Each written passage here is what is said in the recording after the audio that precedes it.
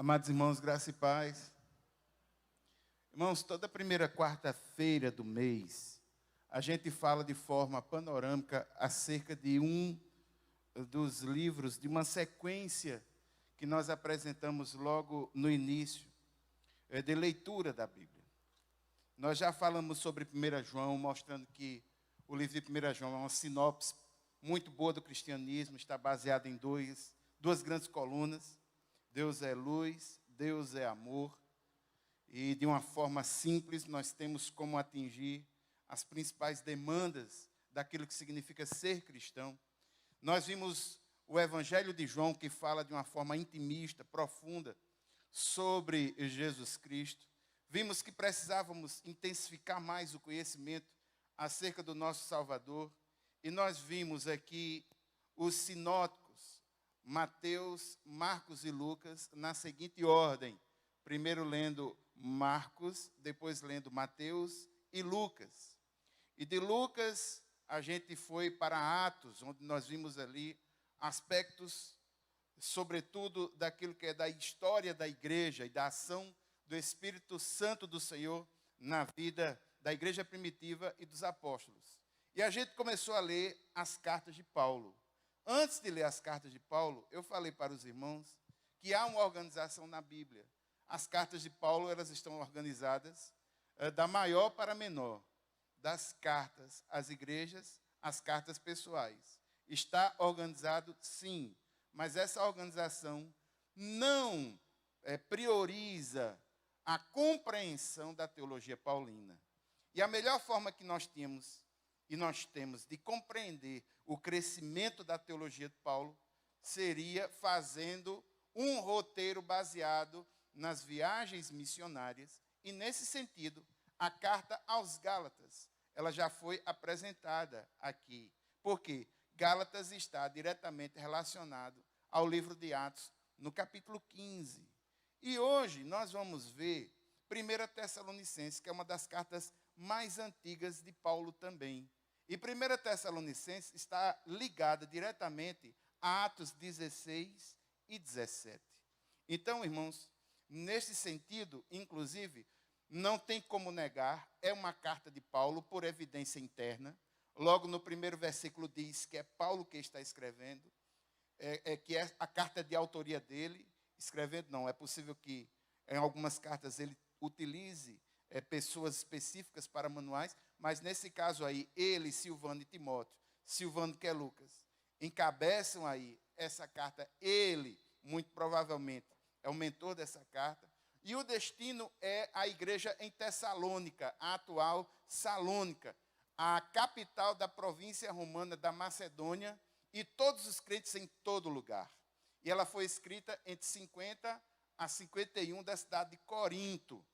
E eu gostaria, irmãos, de mostrar, inclusive, aqui é um mapa dessas cidades. Perceba que nós já estamos aí na Macedônia, Europa, a segunda viagem missionária. Paulo passou por muitos desses lugares. E a igreja de Tessalônica, ela é uma igreja que ela cumpre diretamente a ação do Senhor na atividade missionária. Como eu falei, para compreender 1 Tessalonicenses, a base é Atos. Então eu gostaria que você abrisse a sua Bíblia no livro de Atos, no capítulo 16, dos versículos 6 até 9. Você vai ver ali o fato inusitado. Atos, no capítulo 16, dos versículos 6 até 9. Atos 16, no capítulo 6 até 9. Atos capítulo 16, dos versículos 6 a 9. O texto diz assim: Paulo e os seus companheiros viajaram para a região da Frígia e da Galácia, tendo sido impedidos pelo Espírito Santo de pregar a palavra na província da Ásia. Quando chegaram à fronteira da Mísia, tentaram entrar na Bitínia, mas o Espírito de Jesus os impediu. Então, contornaram a Mísia e desceram a Troade. E durante a noite, Paulo teve uma visão, na qual um homem da Macedônia estava em pé e lhe suplicava: passe a Macedônia e ajude-nos. Depois que Paulo teve essa visão, preparamos-nos imediatamente para partir para a Macedônia, concluindo que Deus nos tinha chamado para lhes pregar o Evangelho. Irmãos, que coisa inusitada. Paulo quer pregar o Evangelho na Ásia, quem impede é o Espírito Santo. É isso mesmo que você está lendo. Depois ele quer pregar em uma outra localidade, o Espírito Santo o impede. É isso que você leu. Quem impediu foi o Espírito Santo do Senhor. Irmãos, muitas vezes o Senhor fala conosco. Quando ele fala conosco, ele fala pela sua palavra. Como diz o texto em Romanos, o crer vem pelo ouvir e o ouvir pela palavra.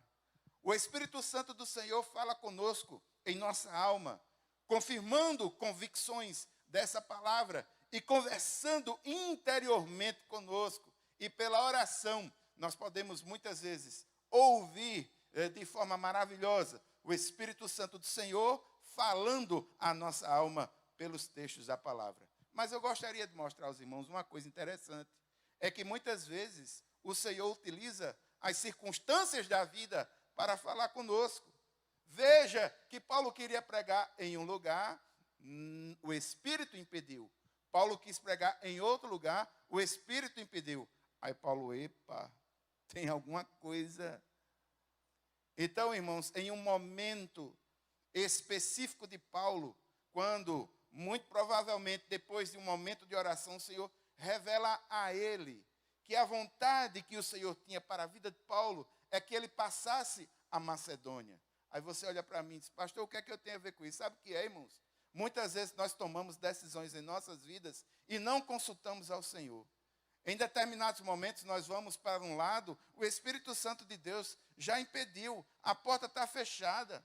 E a gente vai para outro, o Espírito Santo de Deus impediu, a porta está fechada.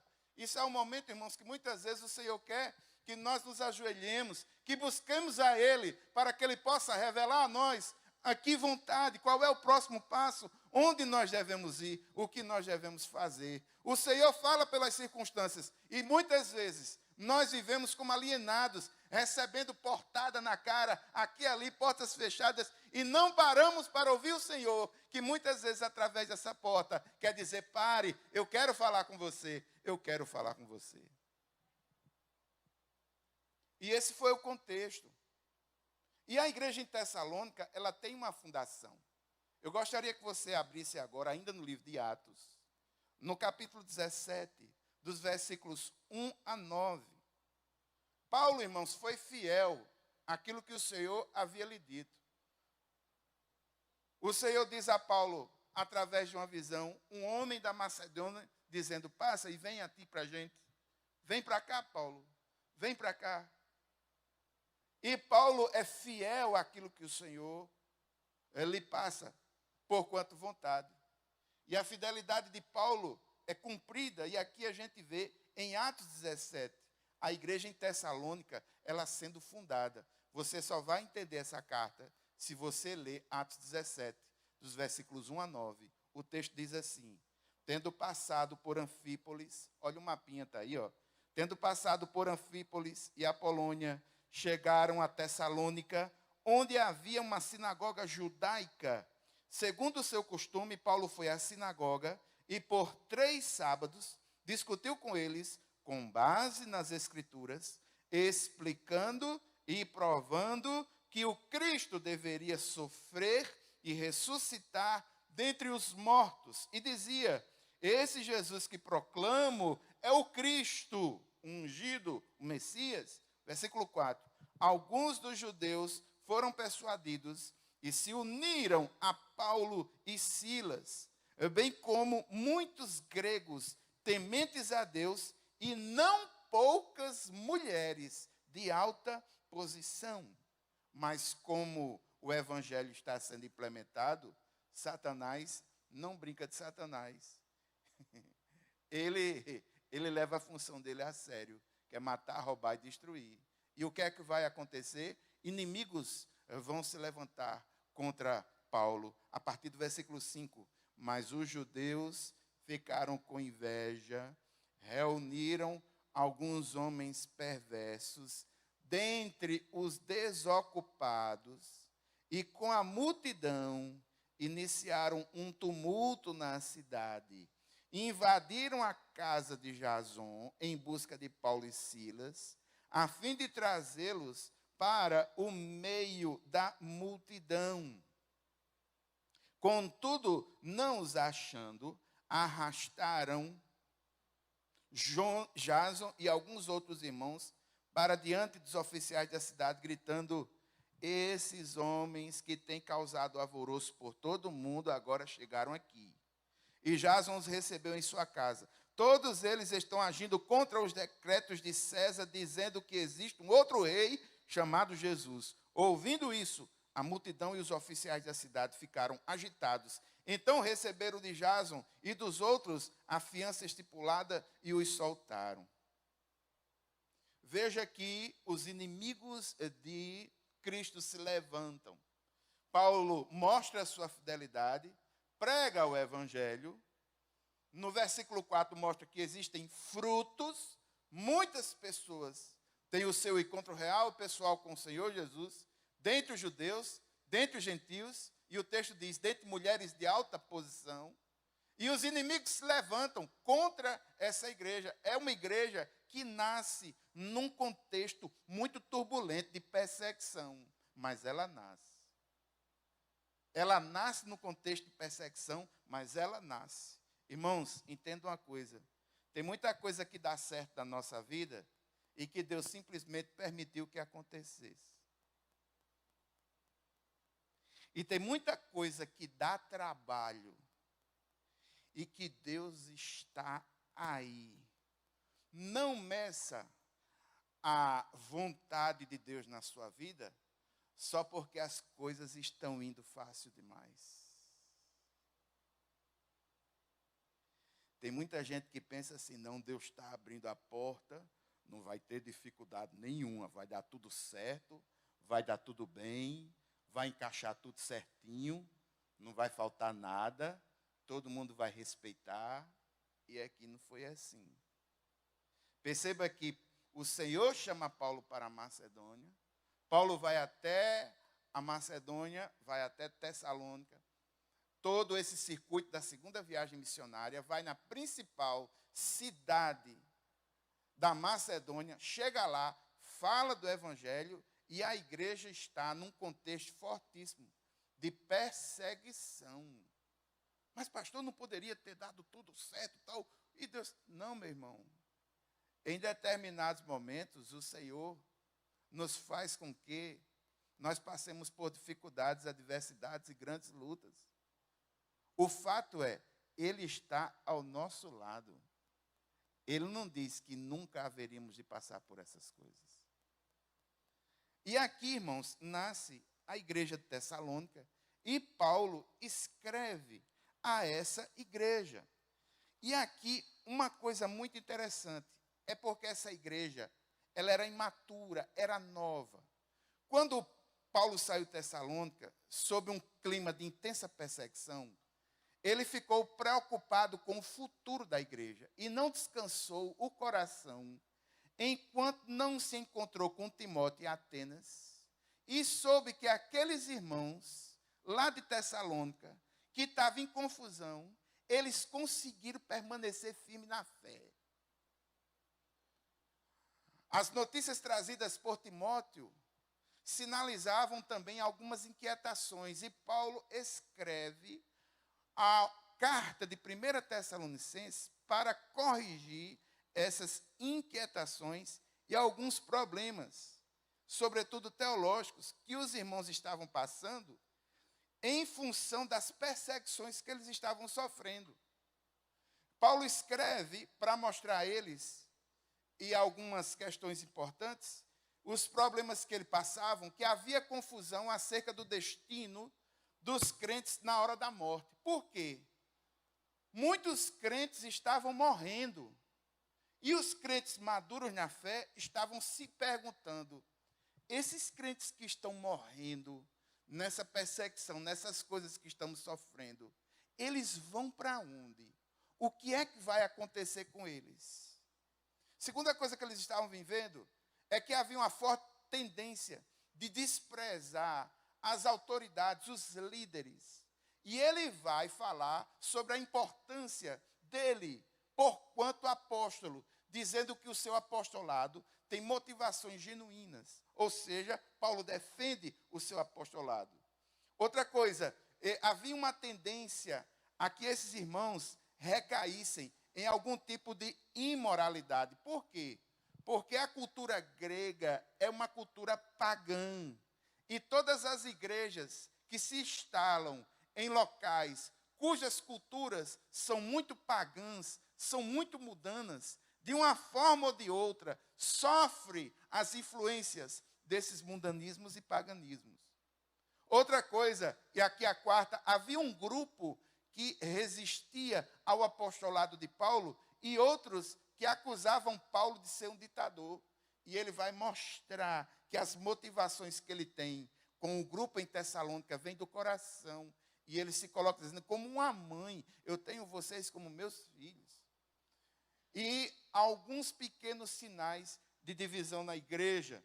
E aqui, irmãos, por que é que Paulo recebeu o ataque? É porque vocês já viram que quando Paulo pregava, mostrando as Escrituras, ninguém conseguia combater, ninguém conseguia refutar.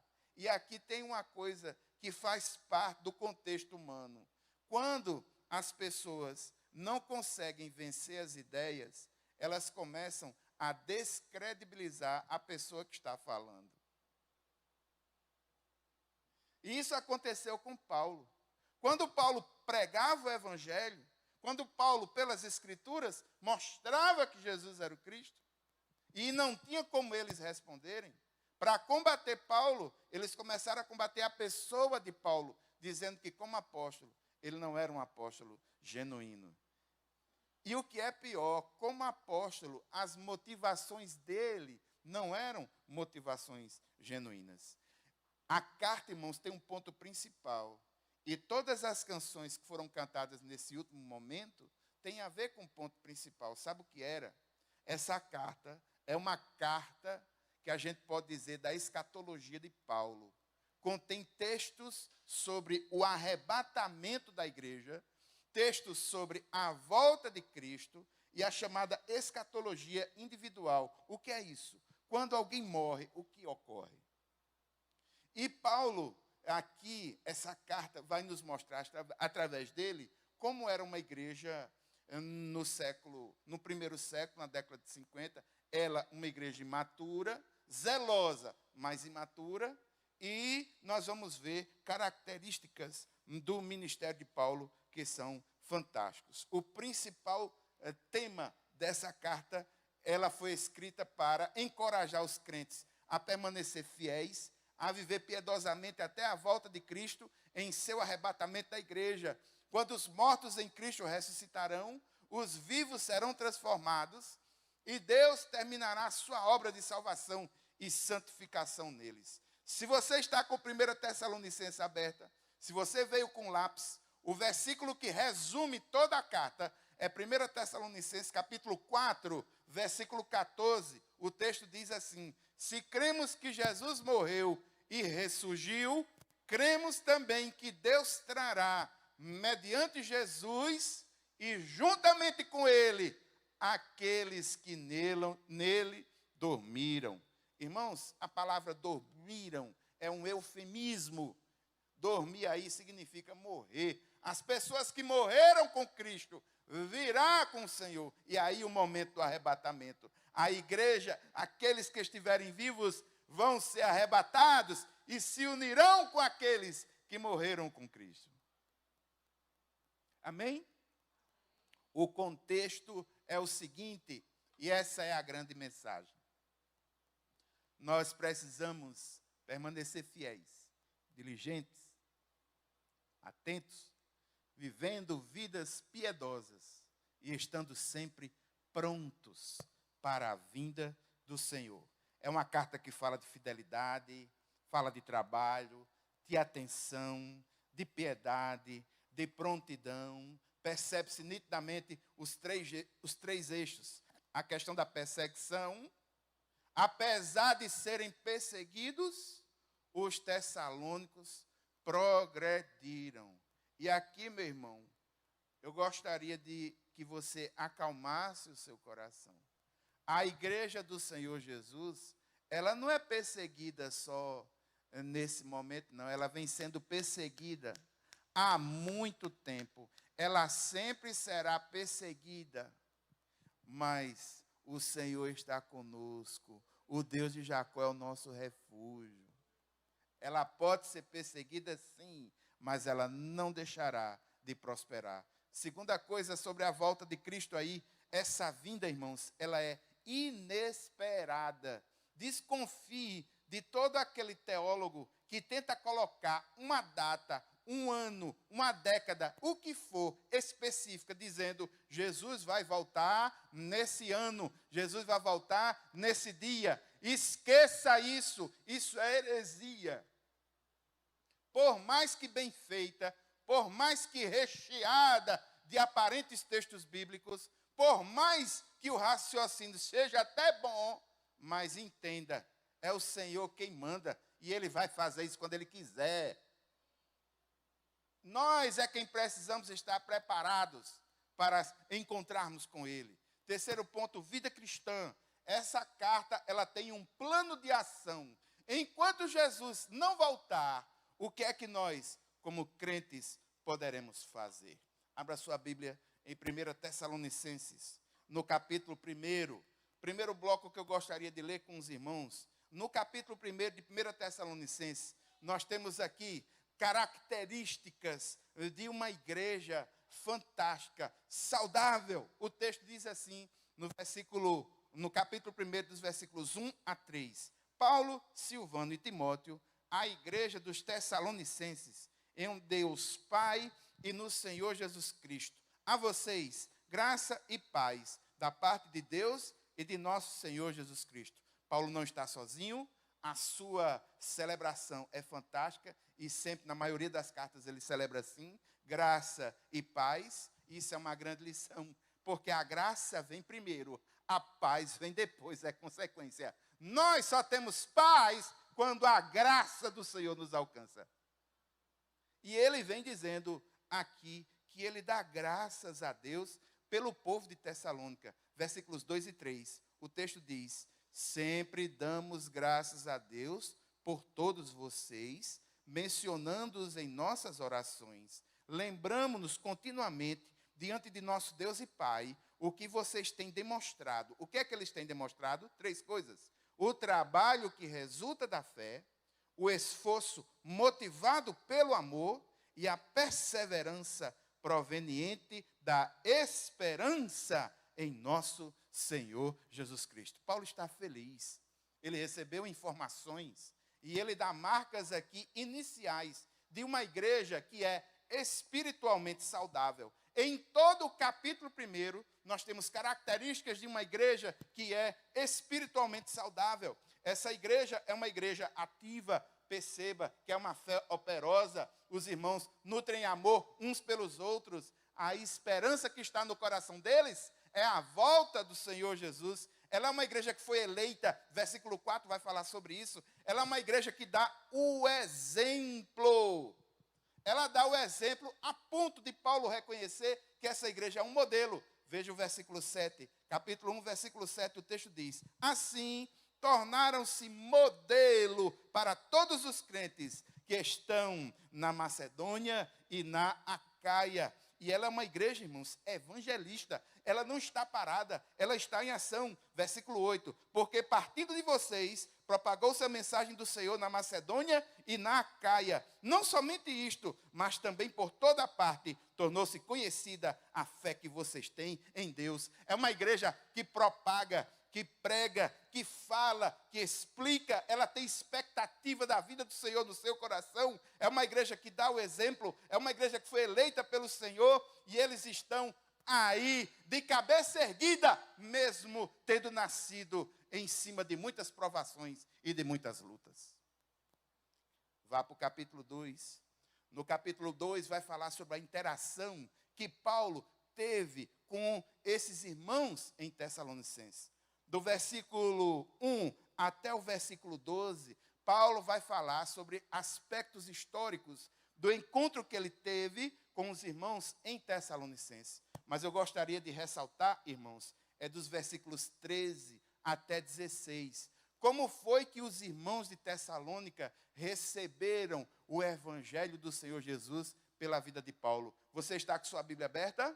Amém? 1 Tessalonicenses capítulo 2, a partir do versículo 13, o texto diz assim: também agradecemos a Deus, sem cessar o fato de que, ao receberem de nossa parte a palavra de Deus, vocês a aceitaram, não como palavra de homens, mas conforme ela verdadeiramente é, como palavra de Deus, que atua com eficácia em vocês, os que creem. Porque vocês, irmãos, tornaram-se imitadores das igrejas de Deus em Cristo Jesus, que estão na Judéia. Vocês sofreram da parte dos seus próprios conterrâneos as mesmas coisas que aquelas igrejas sofreram da parte dos judeus, que mataram o Senhor Jesus e os profetas, e também nos perseguiram.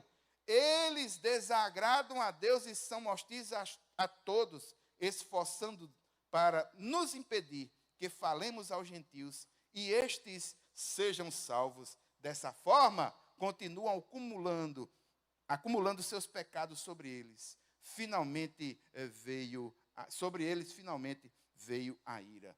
Paulo fala aqui como foi que eles receberam esse evangelho do Senhor. Esse evangelho foi recebido no palco de um coração quebrantado, um coração bem molinho. E aqui eu vou repetir uma coisa que eu venho dizendo constantemente. Irmãos, uma das piores coisas que um ser humano pode ter é um coração endurecido diante do Senhor. Porque foi que o evangelho prosperou em Tessalônica, no coração dos irmãos. Paulo explica, porque ele foi aceito. Os irmãos estavam com o coração quebrantado. E foi aceito como verdadeiramente é, como palavra de Deus. E aquela palavra gerou fé, gerou convicção. O coração quebrantado foi um palco produtivo. É por isso que constantemente eu falo, irmãos, não permita que o pecado nem Satanás endureça o seu coração. Um coração endurecido diante do Senhor é terrível, é péssimo. Você vive uma religiosidade vazia. Você vive mais uma religiosidade do que uma intimidade com Deus. Mas quando nós temos o nosso coração quebrantado, viver com Deus é algo fantástico. Fantástico. Fantástico. Gostaria que você fosse agora para o capítulo 3. No capítulo 3, nós temos uma interação que o próprio texto já falou de Paulo com Timóteo. Na interação de Paulo com Timóteo, Paulo havia enviado Timóteo para os irmãos de Tessalonicenses porque ele estava preocupado. Mas Timóteo veio com boas notícias. Capítulo 3 está aberto, amém? Capítulo 3, a partir do versículo 1. Por isso, quando não podemos mais suportar, achamos por bem permanecer sozinhos em Atenas. E assim enviamos Timóteo, nosso irmão e cooperador de Deus, no Evangelho de Cristo, para fortalecê-los e dar a vocês ânimo na fé. Para que ninguém seja abalado por essas tribulações, vocês sabem muito bem que fomos designados para isso. Quando estávamos com vocês, já dizíamos que seríamos perseguidos, o que realmente aconteceu, como vocês sabem.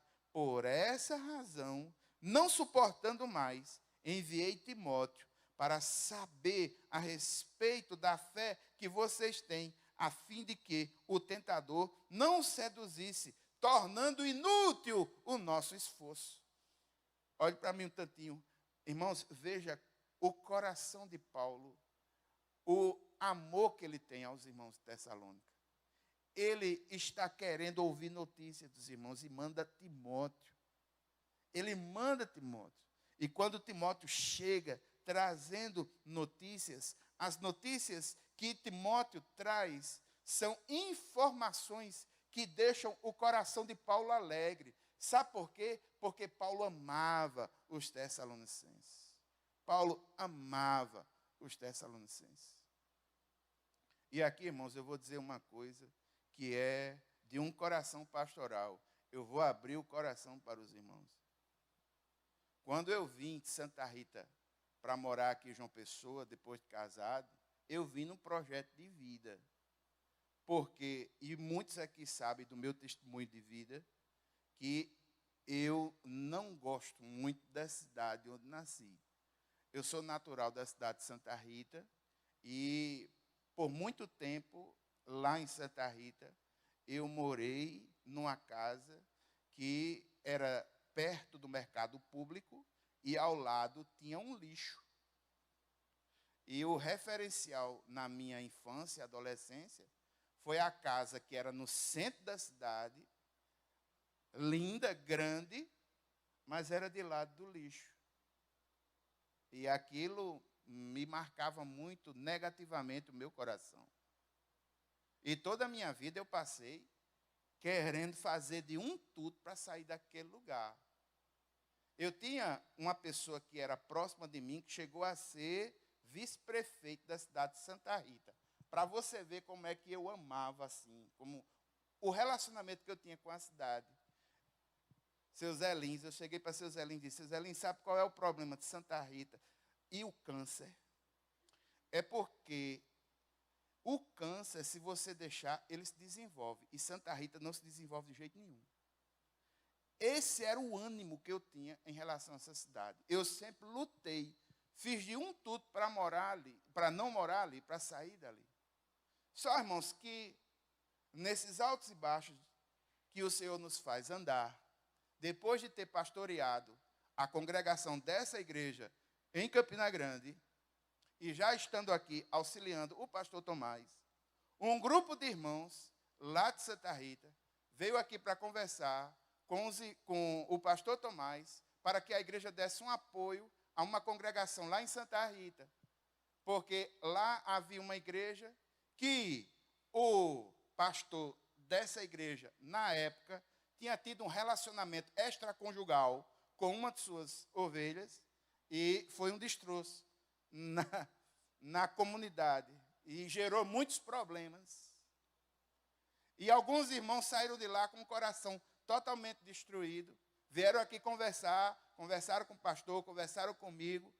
O pastor Tomás, ele chegou para mim, com aquela voz que lhe é peculiar, e disse, Cacê, a igreja não é minha, nem é sua, a igreja é do Senhor. Vá para Santa Rita. E o que foi interessante, irmãos, e aqui eu conto, porque esse meu retorno para Santa Rita foi uma cura para a minha alma. Porque antes de ir para lá, eu coloquei diante do Senhor. E ao ver a situação que aqueles irmãos estavam vivendo naquele momento, o Senhor colocou algo fantástico no meu coração, que foi o amor pela dor que aqueles irmãos estavam passando. E a gente começou uma congregação ali naquele lugar, e um daqueles irmãos que estavam naquela congregação, hoje, ele é um dos grandes referenciais aqui nessa cidade, e vai ser ordenado um pastor, e nós acredito que essa igreja vai abençoar ele nesse sentido, que é o irmão Júnior Meirelles, pastor Júnior Meirelles, que está à frente da missão Braços Abertos. Para eu ir pastorear lá novamente, já tendo a minha vida estabilizada aqui, o Senhor encheu o meu coração de amor por aqueles irmãos. Irmãos que eu amo até hoje. A cidade não tem jeito não, mas os irmãos eu os amo. Eu os amo. E aqui, irmãos, e aqui você que me assiste aí, que é líder espiritual, que é pastor, você só vai pastorear bem um povo que você ama. Se o povo não estiver no seu coração, você nunca haverá de pastorear bem. Porque o pastoreio diz sentido, sobretudo, a relacionamentos. Pastoreamos vidas. E se não houver amor no coração do pastor para com essas vidas, esse pastoreio, ele não terá fundamento, ele não será bom. Amém? Mas o Senhor reverteu esse quadro na minha vida. E aqui a gente vê o amor de Paulo pelos irmãos. Aqui a gente vê Paulo recebendo as informações de Timóteo, se alegrando com as informações. Você está com sua Bíblia aberta? Capítulo 3, a partir do versículo 7. Por isso, irmãos, em toda a nossa necessidade e tribulação, ficamos animados quando soubemos da sua fé, pois agora vivemos, visto que vocês estão firmes no Senhor. Como podemos ser suficientemente gratos a Deus por vocês, por toda a alegria que temos diante dele por causa de vocês? Paulo está alegre, porque ele soube de Timóteo que apesar das tribulações, das perseguições, das dificuldades, das adversidades, aquela igreja prosperou, e ela não prosperou de cabeça baixa, não. Ela foi um exemplo de propagação do evangelho em toda a Macedônia. Cabeça erguida, sabe, irmãos? Aí vem a parte prática da carta. Os versículos, o capítulo 4 e 5 é a parte prática da carta. O arrebatamento do Senhor, o arrebatamento da igreja é falado, sobretudo, no capítulo 4. E esse texto eu quero ler com os irmãos. O texto diz assim: quanto ao mais, irmãos, já os instruímos acerca de como viver a fim de agradar a Deus, e de fato, assim vocês estão procedendo. Agora pedimos e exortamos a vocês, no Senhor Jesus, que cresçam nisso cada vez mais, pois conhecem os mandamentos que demos a vocês pela autoridade do Senhor Jesus. Aí ele começa a relatar como é que a pessoa pode viver para agradar ao Senhor. Um plano de ação começa a ser traçado aí, a partir do versículo 3. A vontade de Deus é que vocês sejam santificados. Abstenham-se da imoralidade sexual. Por que Paulo está falando disso? Por causa da influência do paganismo, da cultura macedônia. E a igreja sofre com essa influência. Versículo 4. Cada um saiba controlar o seu próprio corpo de maneira santa e honrosa, não dominado pelas paixões e desejos desenfreados, como os pagãos que desconhecem a Deus. Nesse assunto, ninguém prejudique seu irmão, nem dele se aproveite. O Senhor castigará todas essas práticas, como já dissemos e asseguramos. Porque Deus não nos chamou para a impureza, mas para a santidade. Portanto, aquele que rejeita essas coisas não está rejeitando o homem, mas a Deus, que lhes dá seu Espírito Santo. Aí ele vai falar sobre o amor dos irmãos. Versículo 9. Quanto ao amor fraternal, não precisamos escrever, pois vocês mesmos já foram ensinados por Deus a se amarem uns aos outros. E, de fato, vocês amam todos os irmãos em toda a Macedônia. Contudo, irmãos, insistimos com vocês que cada vez mais assim procedam. Esforcem-se para ter uma vida tranquila, cuidar dos seus próprios negócios e trabalhar com as próprias mãos, como nós os instruímos, a fim de que andem decentemente aos olhos dos que são de fora e não dependam de ninguém. Olhe para mim um pouquinho. Por que é que Paulo está falando de trabalho? Porque os tessalonicenses entendiam que Jesus haveria de voltar. E alguns desse grupo estavam deixando de trabalhar. Porque Jesus vai voltar, então não vou trabalhar. Nessa carta aqui, Paulo já dá um toquezinho. Olhe, procure ter uma vida tranquila, cuide dos seus próprios negócios, ou seja, continue trabalhando. Mas na frente, na outra carta, Paulo vai dizer, quem não trabalha não come. Porque muitos estavam se utilizando dessa ideia. Jesus está voltando, não vou fazer mais nada. Ele vai consolidar o reino, então pronto, vou parar. E Paulo, olha, não é assim não. Tenha calma, continue trabalhando, cuide dos seus negócios, faça de um tudo para não depender de ninguém. Irmãos, esse texto é fantástico, é prático. E agora, irmãos, a vinda do Senhor, a partir do versículo 13. Irmãos, não queremos que vocês sejam ignorantes quanto aos que dormem. Isso é um eufemismo, aí é morrem. Dorme no sentido de morrer. Para que não se entristeçam como os outros que não têm esperança. Cremos que Jesus morreu e ressurgiu, e cremos também que Deus trará mediante Jesus e com ele aqueles que nele dormiram. Versículo 15.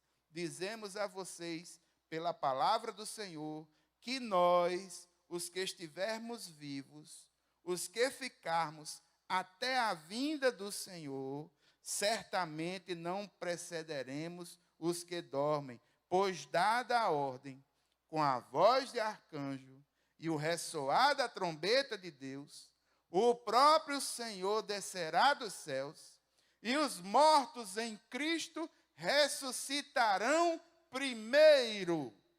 Depois nós, os que estivermos vivos, seremos arrebatados com eles nas nuvens para o encontro com o Senhor nos ares, e assim estaremos com o Senhor para sempre. Consolem-se uns aos outros com essas palavras. Irmãos, os irmãos de Tessalônica, alguns deles, em função da perseguição que a igreja sofria, estavam morrendo e muitos estavam preocupados. O que é que vai acontecer com esses irmãos que estão morrendo? O que é que vai acontecer com eles? Aí Paulo está explicando, meu irmão, ele morreu com Jesus, pode ficar calmo, porque haverá um momento, no ressoar da trombeta, de forma maravilhosa, o próprio Senhor descerá dos céus, os mortos que morreram em Cristo vão ressuscitar, e nós haveremos de receber um corpo glorioso, e vamos estar com Ele. É isso que é o arrebatamento da igreja.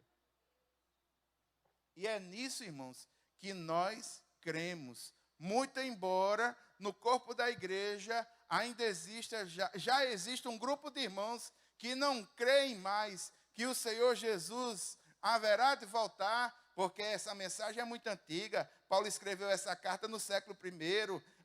Tantas e tantas vezes já ouvi as pessoas falando sobre isso, já ouvi canções sobre isso. Jesus não chegou até agora. Meu irmão, agora que está próximo. Está cada vez mais próximo. Os que morreram em Cristo, eles já estão com o Senhor. Vão receber, nós vamos receber um corpo glorioso, vamos nos juntar com eles. Essa esperança, ela não pode sair do nosso coração. Ela não pode nunca, ela é a base que nos dá perseverança, que nos dá força para levantar a cabeça e enfrentar um mundo terrível como nós estamos vivendo agora. Eu nunca vi tanta mulher morrendo como nessas últimas 2 semanas. Todos os noticiários, existem crimes contra as mulheres. Isso é uma sociedade que começa a putrefar e dá marcas dessa putrefação a partir do momento que não reconhece um ser humano como ser humano, que não reconhece. Veja o que aconteceu agora, recentemente no Afeganistão, através do Talibã. As mulheres que tinham conseguido uma gama de direitos praticamente retrocederam tudo. Eu vou puxar para um outro lado dessa história. Irmãos, vocês perceberam também a quantidade de violência contra as crianças que também ocorreu nesses últimos dias? Mães abandonando seus filhos. Algumas mães permitindo que os seus namorados espanquem os seus filhos. Se você acha que uma condição como essa é uma condição normal, me perdoe, mas falta amor do Senhor em sua vida. Falta você perceber a graça do Senhor. Nós estamos vivendo momentos terríveis, irmãos. Crises terríveis em todos os sentidos. Mas dia ou menos dia, nós vamos estar face a face com o Senhor. E Paulo mostra como é que isso funciona. Você está com sua Bíblia aberta? Capítulo 5. Irmãos, quanto aos tempos e épocas, não precisamos escrever, pois vocês mesmos sabem perfeitamente que o dia do Senhor virá como ladrão à noite. Quando disserem paz e segurança, a destruição virá sobre eles de repente, como as dores de parto à mulher grávida, e de modo nenhum escaparão. Mas vocês, irmãos, não estão nas trevas, para que esse dia os surpreenda como ladrão. Vocês todos são filhos da luz, filhos do dia.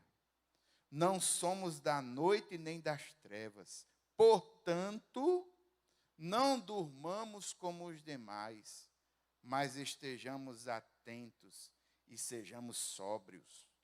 Pois os que dormem, dormem de noite, e os que se embriagam, embriagam-se de noite. Nós, porém, que somos do dia, sejamos sóbrios, vestindo a couraça da fé e do amor, o capacete da esperança da salvação, porque Deus não nos destinou para a ira, mas para recebermos a salvação por meio de nosso Senhor Jesus Cristo. Ele morreu por nós, para que, quer estejamos acordados, quer dormindo, vivamos unidos a Ele. Por isso, exortem-se e edifiquem-se uns aos outros, como de fato vocês estão fazendo.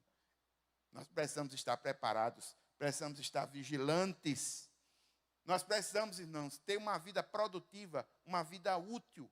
É assim que Paulo fala à igreja em Tessalônica, e essas determinações, elas cabem para nós até hoje, a partir do versículo 12. Agora pedimos a vocês, irmãos, que tenham consideração para com os que se esforçam no trabalho entre vocês, que os lideram no Senhor e os aconselham. Tenham-nos na mais alta estima, com amor, por causa do trabalho deles. Paulo dá uma orientação de respeito à autoridade das lideranças, sobretudo aquelas lideranças que operavam diretamente nessa igreja.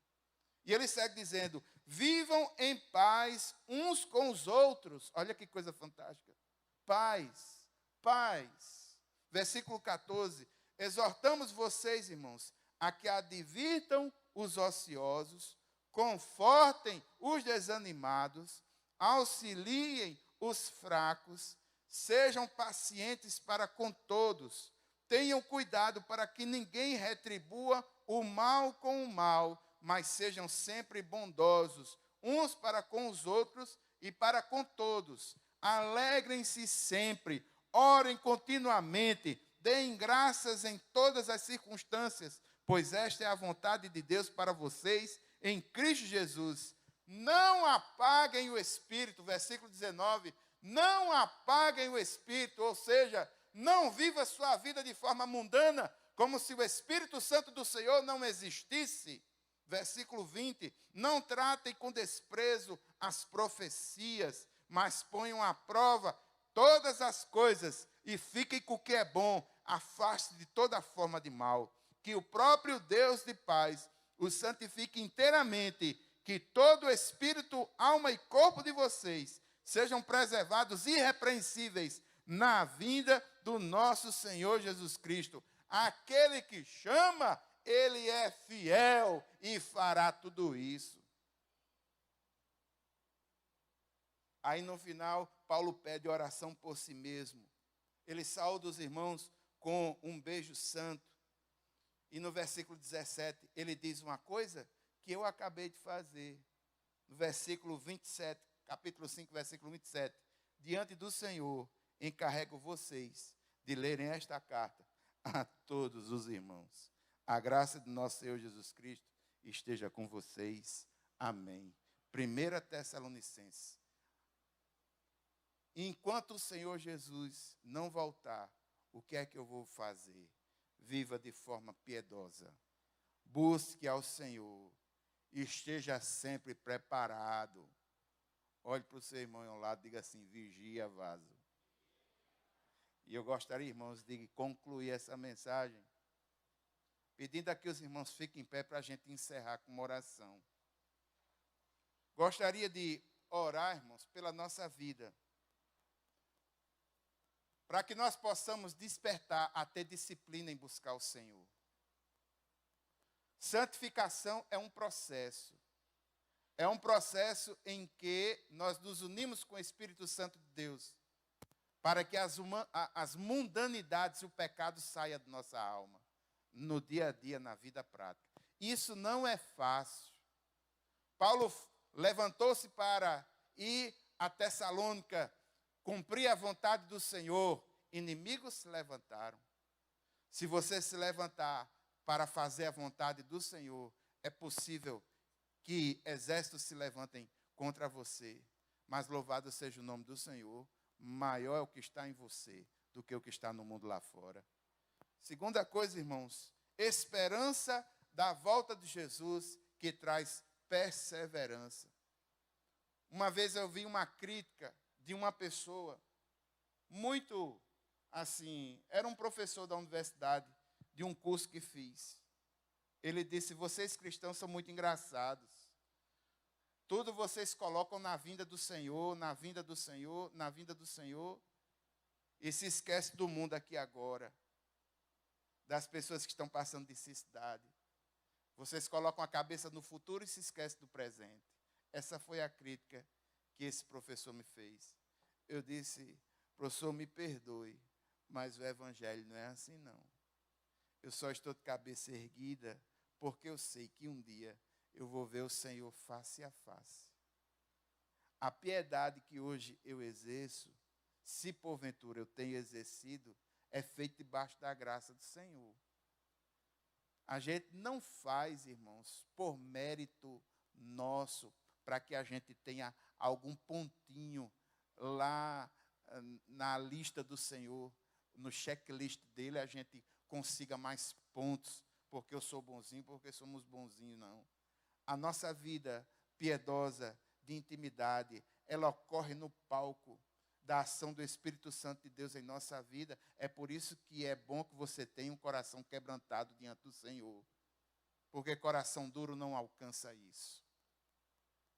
E outra coisa, pelo fato de nós estarmos com o capacete da salvação, os nossos valores são valores eternos. E esses valores eternos nos capacitam a ter uma visão coerente de mundo. E se nós fazemos o bem, não é por causa de nós mesmos, mas por causa desse Deus que nos resgatou. Por gratidão a Ele. Então, irmãos, é falso o evangelho cuja cabeça está só no futuro, assim como é falso o evangelho cuja cabeça está só no presente. Porque tem muitas pessoas que vão à igreja para obterem sucesso pessoal, para obterem algum tipo, fazendo Deus uma espécie de gênio da lâmpada, querendo bênçãos para si, para ele viver nesse mundo e no aqui e agora. Deixa eu lhe dizer uma coisa, é necessário que haja um equilíbrio. Nós vivemos nesse mundo, no aqui e agora, à luz de valores eternos.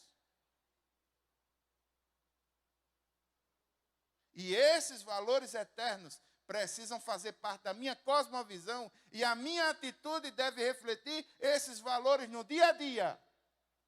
Porque senão eu vou ser um ateu prático. É aquele tipo de pessoa que crê no Senhor com a cabeça, mas as suas ações contradizem tudo aquilo que ele diz. Ele é um hipócrita. É necessário que haja um equilíbrio. A nossa esperança está no Senhor e está na sua vinda. E em nome dele, como igreja do Senhor, nós damos as mãos uns para os outros, exortamos uns aos outros, amamos uns aos outros, ajudamos uns aos outros, oramos uns pelos outros. Uns aos outros é uma expressão que no Novo Testamento tem mais de 52 vezes. É uma expressão dessa para cada semana. Não existe caminhada com Cristo solitária. A caminhada com Cristo ela é sempre comunitária. Nós juntos dividimos as nossas cargas e juntos vamos glorificar esse Deus. Lado a lado. O nosso coração dói quando irmãos nossos passam por dificuldades. E a gente procura, dentro das nossas possibilidades, ajudá-los. Mas entenda isso. Viva a sua vida com valores eternos. Mais dia ou menos dia, o Senhor Jesus virá. Amém? Pai eterno e santo, Deus poderoso, eu quero colocar nas tuas mãos, Senhor, a nossa vida. Quero te pedir, Deus, que o Senhor reforce a cada um de nós. Sobretudo, ó Pai, nessa noite, reforça a esperança no nosso coração. Toda sorte de desesperança, desespero, caia por terra do nosso coração agora. A paz que excede todo entendimento, a graça do Senhor, seja acatada em nossa alma de forma poderosa nessa noite. Que nós possamos dormir tranquilos, pois a nossa aliança contigo, ó Pai, faz com que percebamos o amor do Senhor em nossas vidas. E o amor do Senhor afasta o medo. Toda sorte de medo e ansiedade caia por terra no nome de Jesus. Não temos medo do futuro, porque o nosso futuro está nas melhores mãos que pode estar. O nosso futuro está nas mãos do Senhor. E que essa vontade de estar com o Senhor, de retornar à casa, possa estar sempre em nosso coração. E que nós possamos viver à luz dessa esperança, numa fé operosa, fazendo o que precisa ser feito, sendo testemunha do Senhor e sendo agente do reino de Deus aqui na terra. Pai eterno, nos capacita. Coloca, Senhor, sobre nós o cinto da verdade, que a nossa vida seja verdadeira.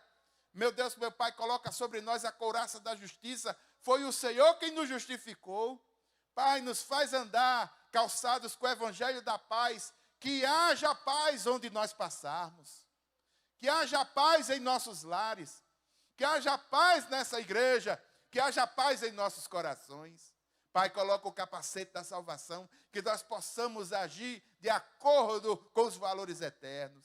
Senhor, nessa noite, reforça o escudo da fé, reforça o escudo da fé e faz utilizar bem a espada do Espírito, que é a tua palavra. Pai eterno e santo, nos capacita para a luta, nos capacita, Pai. Nós oramos no nome de Jesus, a igreja diz amém. A graça do Senhor Jesus Cristo, o amor de Deus, a comunhão e as consolações do Espírito Santo sejam sobre cada um de nós, hoje e sempre. Amém, amém. Vigia, vaz. Amém. Deus abençoe.